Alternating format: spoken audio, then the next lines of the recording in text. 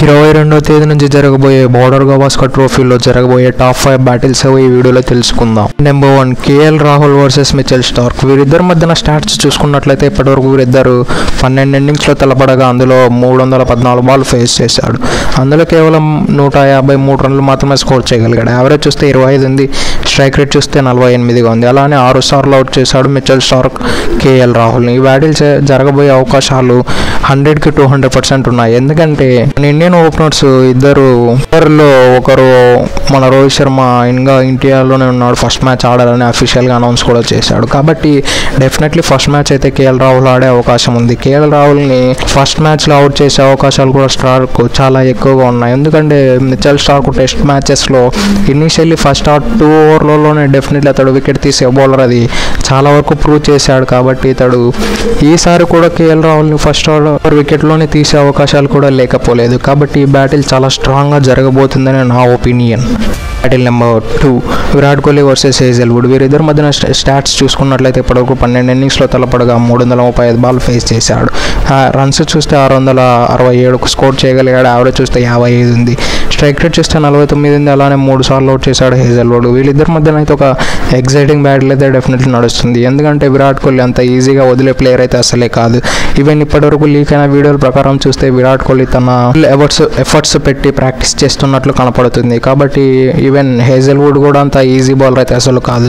అతని హైట్కు ఆస్ట్రేలియా ఉండే సిమెంట్ ట్రాక్స్కు ప్రాపర్గా సెట్ అవుతుంది. కాబట్టి ఇతడు ఎక్స్ట్రా బౌన్స్ను కూడా ఎక్స్ట్రాక్ట్ చేసే అవకాశాలు చాలా భిన్నంగా ఉన్నాయి. కాబట్టి విరాట్ కోహ్లీ తడబడతాడా అంటే 100% చెప్పలేం. కానీ విరాట్ కోహ్లీ వన్స్ సెటిల్ అయ్యాడంటే హేజల్వుడ్కి చుక్కలు చూపించే అవకాశాలు చాలా ఎక్కువలో ఉన్నాయి. కాబట్టి ఈ బ్యాటిల్ చాలా ఎగ్జైటింగ్గా మారబోతుంది. Number 3 Rishabh Pant versus Nathan Lyon. వీరిద్దరు మన స్టాట్స్ చూసుకున్నట్లయితే ఇప్పటివరకు 8 ఇన్నింగ్స్లో తలపడగా అందులో 334 బాల్ ఫేస్ చేశాడు. అందులో కేవలం 229 రన్స్ కొట్టగలిగాడు. యావరేజ్ చూస్తే 45గా ఉంది, స్ట్రైక్ రేట్ చూస్తే 66గా ఉంది. అలానే నాథన్ లయన్ 5 సార్లు అవుట్ చేశాడు మన రిషబ్ పంత్ని. ఈ బ్యాటిల్ అయితే చాలా టఫ్ బ్యాటిల్గా కొనసాగబోతుంది. ఎందుకంటే రిషబ్ పంత్ స్పిన్నర్లను చూస్తే చాలా అతడు స్టెప్ అవుట్ అయ్యి ఓవర్ ద టాప్ ఆడే అవకాశాలు చాలా ఎక్కువగా ఉంటాయి. అతడు ఎక్కువగా యాంటిసిపేట్ కూడా చేస్తున్నాడు ఆ షాట్లు ఆడడానికి.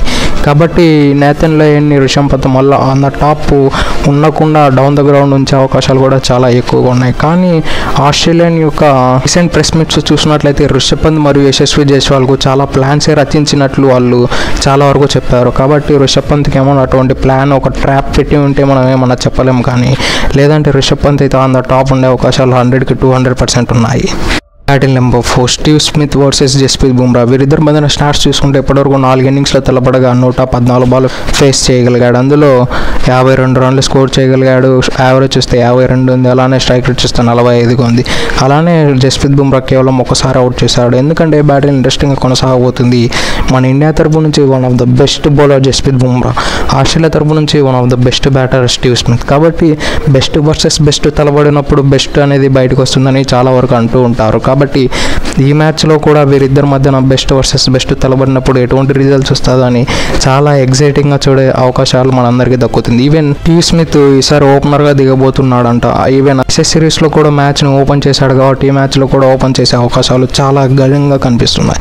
కాబట్టి ఈ బ్యాటిల్ ఇంకో మంచి బూస్టప్గా ఉండే అవకాశాలు కూడా చాలా ఎక్కువగా ఉన్నాయి. Battle number 5 Marnus Labuschagne versus Mohammed Siraj. వీరిద్దరి మధ్యన స్టాట్స్ చూసుకుంటే ఇప్పటివరకు 6 ఇన్నింగ్స్లో తలబడ్డారు. 240 బాల్ ఫేస్ చేశాడు. అందులో 122 రన్లు కొట్టగలిగాడు. యావరేజ్ చూస్తే ఏకంగా 61 ఉంది, స్ట్రైక్ రేట్ చూస్తే 56 ఉంది. అలానే 2 సార్లు అవుట్ చేశాడు మొహమ్మద్ సిరాజ్. బ్యాటిల్ కూడా చాలా ఇంట్రెస్టింగ్గా కొనసాగబోతుంది ఈ సిరీస్ మొత్తానికి. ఎందుకంటే మొహమ్మద్ సిరాజ్ కొంతకాలంగా బ్యాట్ ఫైజ్ని హ్యాండిల్ చేస్తున్నాడు. కానీ అతడికి ఆస్ట్రేలియన్ పిచ్చెస్లో మంచి రికార్డులు ఉన్నాయి. అతడు డెబ్యూ చేసింది కూడా ఆస్ట్రేలియన్ పిచ్చెస్ పైనే. కాబట్టి అతడు ఆ మెమరీస్ని బ్యాక్ తెచ్చుకొని ఒక మంచి పర్ఫార్మెన్స్ అందించే అవకాశాలు కూడా లేకపోలేదు.